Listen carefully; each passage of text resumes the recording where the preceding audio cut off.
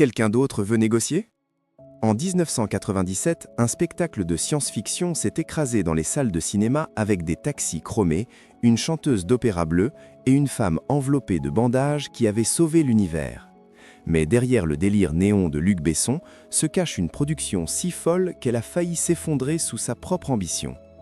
Des costumes qui coûtent plus cher que la plupart des films indépendants, à une langue inventée de toutes pièces, le cinquième élément cachait des secrets que même les fans les plus acharnés ont manqués. Restez, car certains de ces faits vont complètement réécrire votre façon de voir ce film culte. Numéro 1. Les cheveux orange iconiques de Lilou. Ces cheveux orange électriques ne sont pas une perruque, ils sont vrais, et ont été un cauchemar à entretenir. Les cheveux de Milla Jovovich devaient être décolorés et reteints constamment tout au long du tournage pour éviter que ce ton fluorescent extrême ne s'estompe. On parle de toutes les quelques semaines, parfois plus souvent selon les conditions d'éclairage et la façon dont la couleur était rendue sur pellicule. Chaque retouche risquait d'abîmer davantage ses cheveux, les rendant cassants et fragiles. Mais le look était non négociable. Il est devenu la signature visuelle de Lilou, reconnaissable même en silhouette. Jovovich a déclaré plus tard que la couleur était si intense qu'elle brillait sous certains éclairages, presque radioactive dans son intensité. Les équipes coiffure et maquillage ont fait des heures supplémentaires pour maintenir la cohérence tout au long des mois de tournage. Ce choc de rébellion tangerine n'était pas qu'un choix de costume, c'était une déclaration, un signal d'un cool extraterrestre qui a défini le style SF des années 90. Et Jovovich l'a payé de sa personne avec des cheveux qui ont mis des années à se remettre pleinement de l'agression chimique. Numéro 2. Un scénario écrit à 16 ans. La plupart des adolescents essaient de comprendre l'algèbre. Luc Besson, lui, concevait des galaxies entières. Il a commencé à écrire le cinquième élément à seulement 16 ans, esquissant Corbin Dallas, Lilou et les pierres du pouvoir alors qu'il était encore au lycée. Mais voilà, il n'a pas précipité les choses. Besson a passé plus de 2 décennies à peaufiner le scénario, à modifier les personnages, à construire la mythologie, attendant que la technologie et le budget rattrapent sa vision. Il transportait des carnets partout, ajoutant des détails sur la langue divine, les vaisseaux Mondoshawan, la structure de New York en 1259. Au moment où les caméras ont tourné au milieu des années 90, il vivait dans cet univers depuis plus longtemps que certains de ses acteurs n'étaient en vie.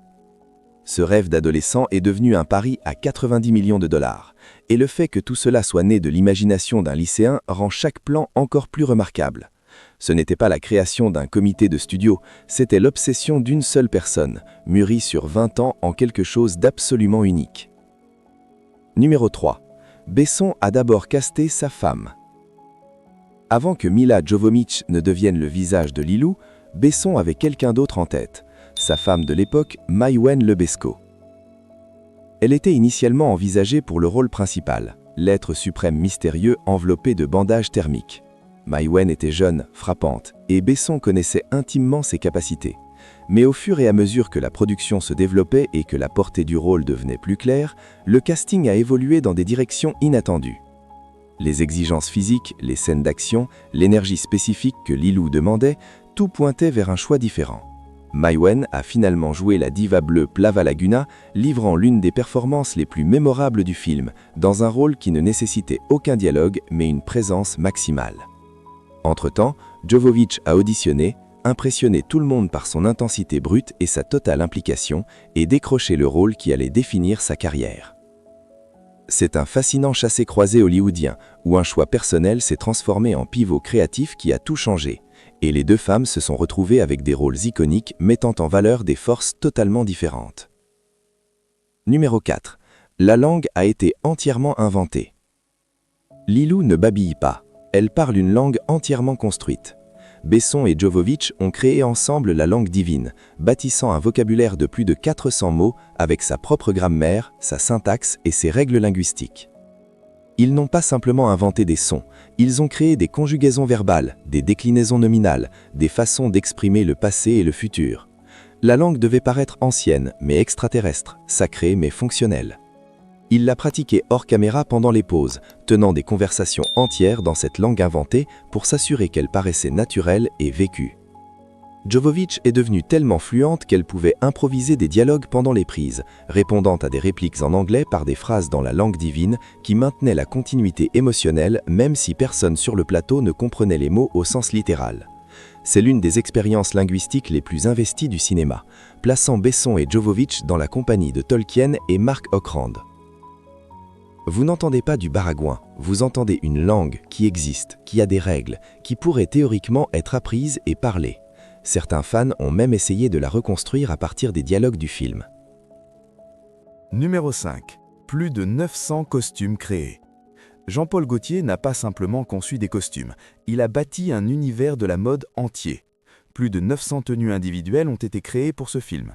Des personnages principaux aux figurants qui apparaissent 3 secondes, Gaultier a personnellement inspecté chacune d'elles, se promenant parmi les foules de figurants pour vérifier chaque fermeture éclair, chaque épaulette, chaque accessoire bizarre. Il ajustait les ourlets sur place, échangeait des pièces qui ne passaient pas bien à l'image, s'assurait que même les personnes au fond du cadre respectaient sa vision esthétique. Son style, mélange de haute couture, de tenues fétichistes et de défilés aliens, a donné au film une densité visuelle sans égale dans la SF des années 90. Chaque plan est rempli de détails que vous ne remarqueriez qu'en le revoyant plusieurs fois.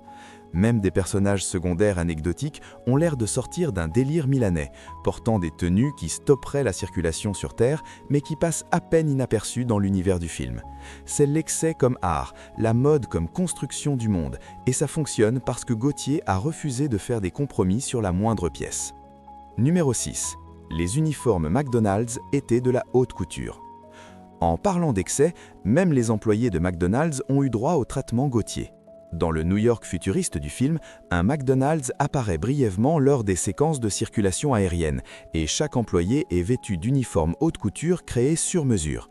Ce ne sont pas des pièces génériques modifiées avec des logos, ce sont des créations Gaultier conçues de zéro, ajustées individuellement, intégrant ces techniques de construction signature. C'est l'un des caméos fast-food les plus chers de l'histoire du cinéma. Une blague poussée jusqu'à l'absurde parce que Besson et Gaultier croyaient que chaque détail comptait. Gaultier ne bâclait rien, pas même le placement de produits.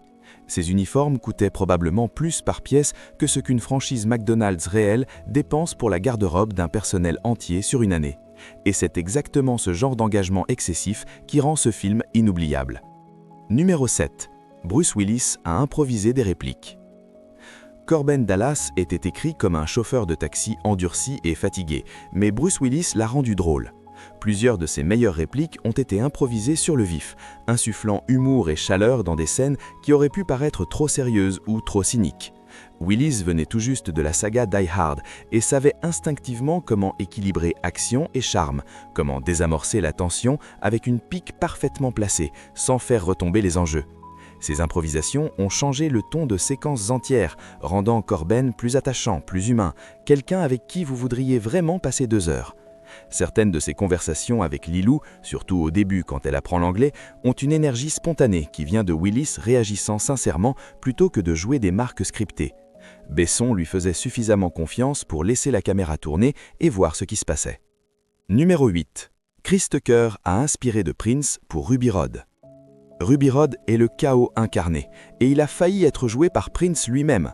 Le légendaire musicien était initialement envisagé pour le rôle, ce qui prend tout le sens quand on regarde la performance de Tucker. Les plannings ne se sont pas accordés, et le rôle s'est libéré. Chris Tucker est entré et a canalisé l'énergie flamboyante de Prince, la mêlant à son propre personnage hyperactif pour créer l'un des personnages les plus clivants de la SF. Vous aimez Ruby ou vous voulez l'éjecter par un sas, il n'y a pas de position médiane. Tucker a apparemment étudié les manières, les rythmes vocaux et le sens de la mode de Prince pour capturer cette marque particulière de charisme androgyne. Il a poussé la performance à l'extrême, hurlant la moitié de ses dialogues, se déplaçant comme de l'électricité, portant des tenues qui faisaient paraître tous les autres conservateurs. Numéro 8. Gary Oldman a inventé l'accent de Zorg. Jean-Baptiste Emmanuel Zorg parle avec un accent l'un des plus étranges de l'histoire de la SF, mi-accent du sud-américain, mi-râle industriel, mi-quelque chose de totalement indéfinissable, entièrement inventé par Gary Oldman, à l'improviste. Le scénario ne lui donnait aucune indication vocale, aucune précision sur les origines de Zorg, ni sur la façon dont il devait sonner. Oldman a donc fabriqué quelque chose de bizarre et d'imprévisible, une voix qui paraît à la fois corporative et déséquilibrée, charmante et sociopathe dans la même phrase. C'est l'un des risques que seul un acteur de composition prend, s'engageant pleinement dans un choix qui aurait pu sembler ridicule ou distrayant. Au lieu de ça, c'est iconique. Oldman a déclaré plus tard qu'il voulait que Zorg sonne comme un homme d'affaires essayant de vous vendre votre propre mort, aimable et terrifiant à parts égales. Numéro 10. Gary Oldman détestait son costume. En parlant de cette calotte crânienne, Oldman la détestait. La pièce en plastique était inconfortable, contraignante et le faisait transpirer abondamment sous les lumières du plateau. Elle pressait contre son crâne d'une façon qui provoquait des maux de tête et l'adhésif nécessaire pour la maintenir en place irritait sa peau après des heures de port. Il aurait demandé aux réalisateurs et assistants de tourner ces scènes plus vite pour minimiser les prises et pouvoir l'enlever plus tôt. Entre les prises, des membres de l'équipe l'aidaient à la retirer pour qu'il puisse se rafraîchir. C'est un témoignage de son professionnalisme qu'aucun de cet inconfort ne transparaît à l'écran.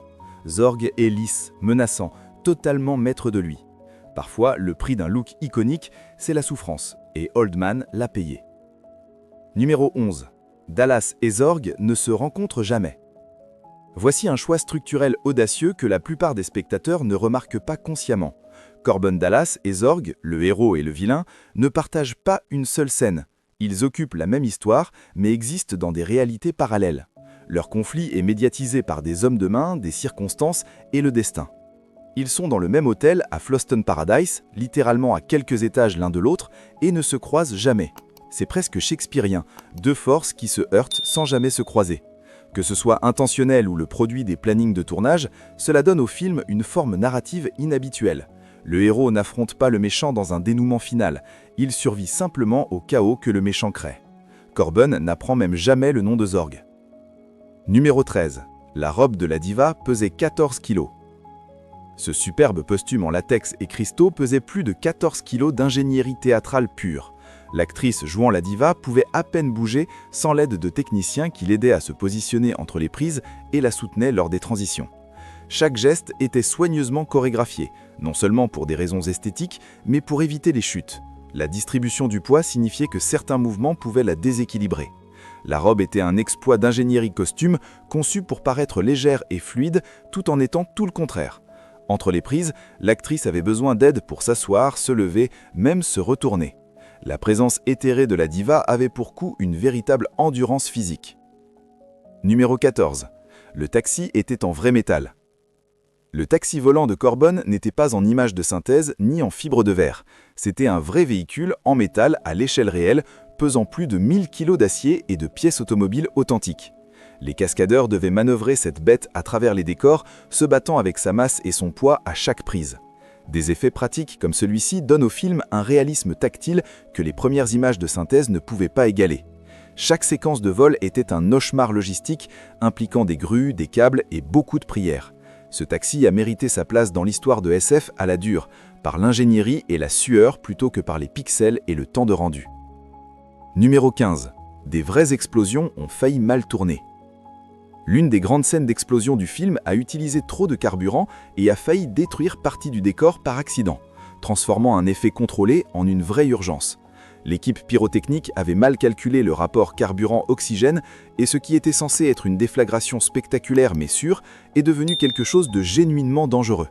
Les flammes ont dépassé les marges de sécurité, atteignant des zones plus lointaines et plus chaudes que prévu, faisant fondre du matériel et brûlant des éléments de décor censés survivre pour les prises suivantes. L'équipe paniquait tandis que la boule de feu s'étendait. Miraculeusement, personne n'a été gravement blessé, même si certains membres de l'équipe ont signalé des cheveux et vêtements roussis. Et ils ont eu la prise. Numéro 15. Les effets numériques étaient minimes pour 1997.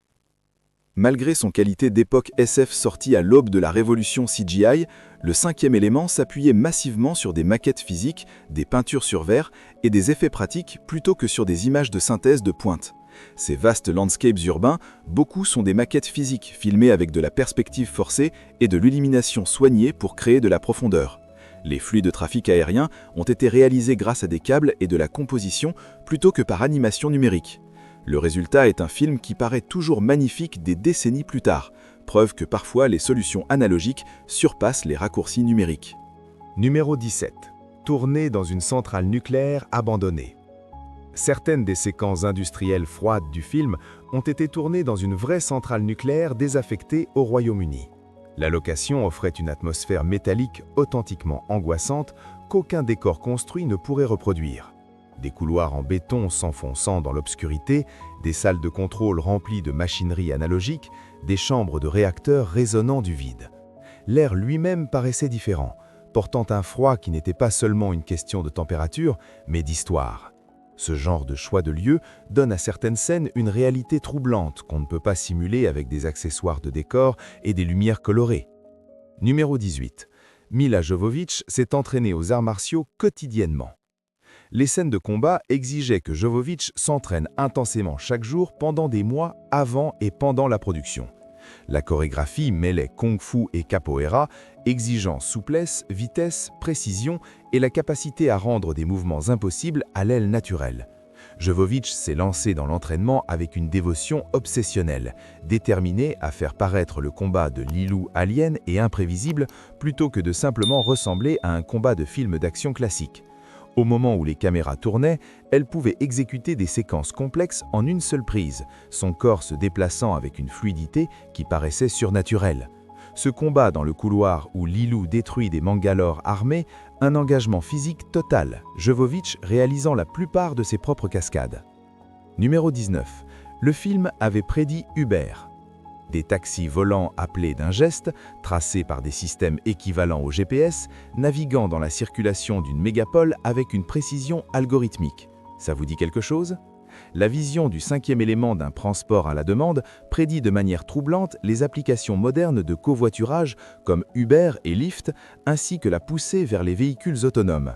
Besson a imaginé un futur où la mobilité était instantanée, algorithmique et tridimensionnelle, où vous ne possédiez pas de voiture mais accédiez simplement au transport comme à un service.